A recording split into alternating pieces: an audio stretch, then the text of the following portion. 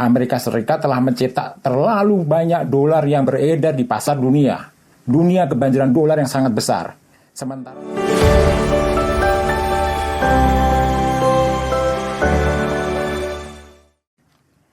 kita episode ini akan membahas mengenai kisah awal kenapa dolar Amerika menjadi mata uang dunia, mata uang yang menguasai dunia.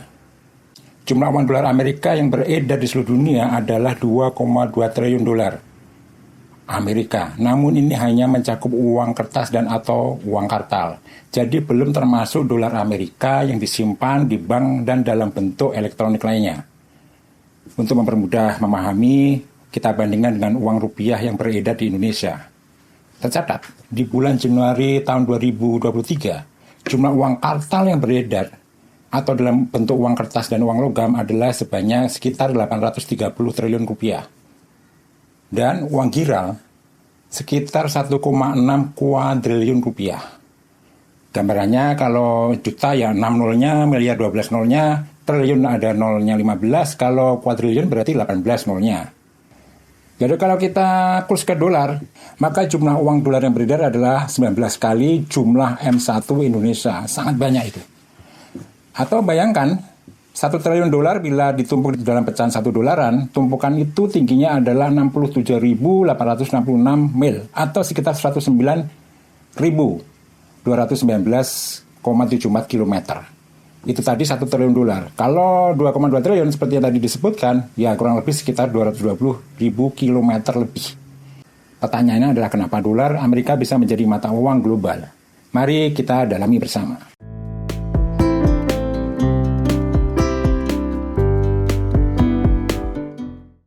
Embrio dolar menjadi mata uang dunia.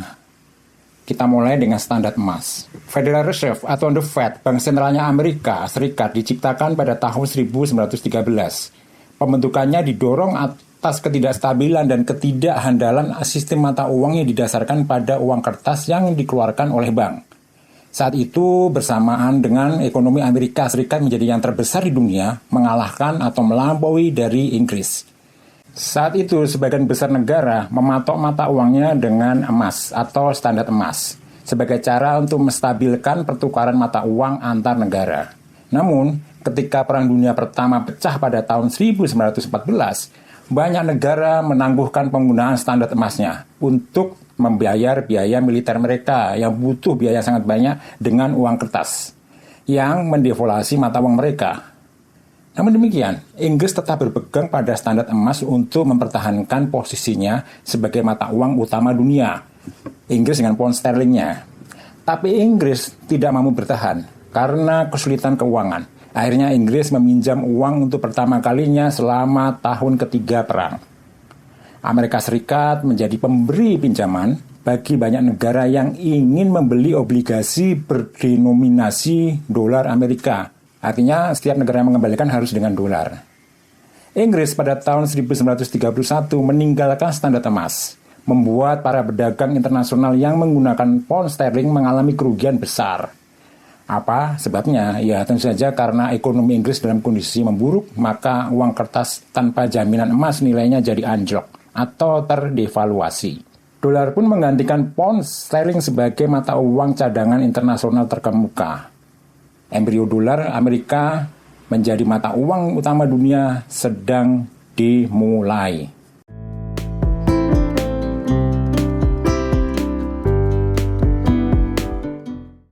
Lalu sejak kapan dolar Amerika resmi menjadi mata uang dunia? Sistem Bretton Woods. Setelah sekutu menang Perang Dunia Kedua, dominasi Amerika Serikat makin menguat. Skala ekonominya menjadi yang terbesar dibandingkan negara-negara lain. Pada bulan Juli tahun 1944, di Bretton Woods, New Hampshire, Amerika Serikat, diadakan pertemuan antar negara. Dalam pertemuan itu muncullah perjanjian Bretton Woods yang menciptakan sistem moneter internasional baru, yang disebut sistem Bretton Woods, dan menetapkan dolar Amerika Serikat sebagai uang cadangan utama dunia. Amerika akan menukarkan dolar dengan emas sesuai permintaan negara lain. Mulai saat itu, alih-alih membuat cadangan emas, negara lain mengumpulkan cadangan dolar Amerika Serikat.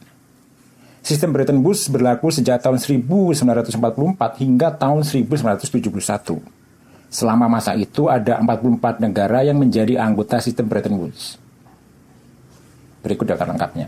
Anggota sistem Bretton Woods meliputi dari benua Asia, Eropa, Amerika, dan Afrika.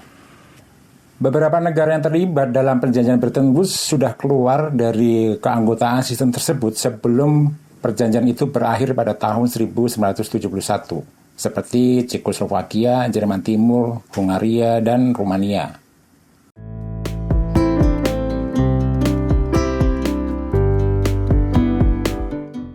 Perjanjian tersebut memiliki beberapa klausul atau ketentuan yang harus diikuti oleh semua negara anggota. Antara lain, yang pertama, nilai tukar tetap. Setiap negara harus menetapkan nilai tukarnya tetap terhadap dolar Amerika Serikat yang berlaku untuk pembelian dan penjualan emas. Hal ini dimaksudkan untuk menghindari perang nilai tukar antar negara-negara anggota. 2. Konvertibilitas dolar.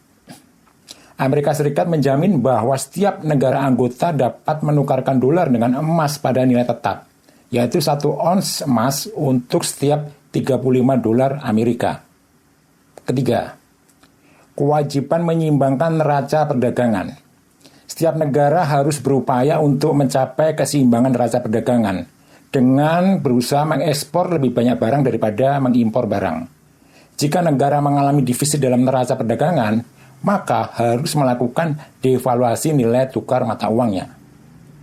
Keempat, pembentukan Dana Moneter Internasional atau IMF dibentuk untuk membantu negara-negara anggota dalam menyeimbangkan neraca pembayaran mereka dan memberikan pinjaman untuk memperbaiki kondisi ekonomi suatu negara. Kelima, pembentukan Bank Dunia atau World Bank dibentuk untuk memberikan pinjaman jangka panjang dan dukungan teknis kepada negara-negara anggota dalam pembangunan ekonomi dan sosial. Keenam, kerjasama internasional. Negara-negara anggota harus bekerja sama dalam mempromosikan pertumbuhan ekonomi dan stabilitas keuangan global. Sistem ini di awalnya cukup mampu memberikan stabilitas keuangan internasional dan membantu mempercepat pemulihan pasca Perang Dunia Kedua. Ternyata International Monetary Fund atau IMF atau Dana Moneter Internasional, Bank Dunia dan WTO atau Organisasi Perdagangan Dunia yang seringkali dianggap konspirasi Barat menguasai dunia berasal dari sistem Bretton Woods tersebut, plus ditambah dolar menjadi mata uang dunia.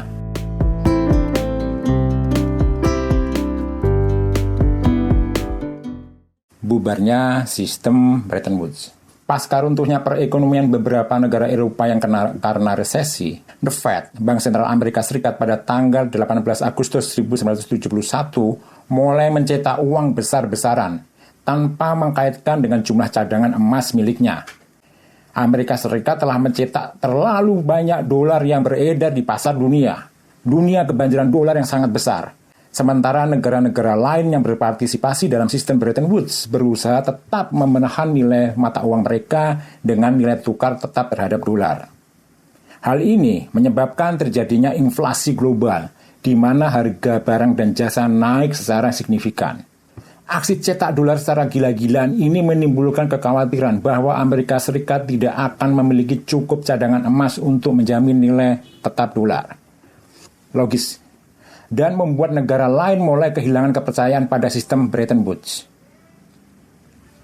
Kemudian reaksi dari beberapa negara Eropa yang marah atas dominasi dolar Amerika membalas dengan menukarkan dolar mereka dengan cadangan emas milik mereka yang disimpan di Fort Knox, Amerika. Nilai tukarnya tetap sesuai kesepakatan sebelumnya.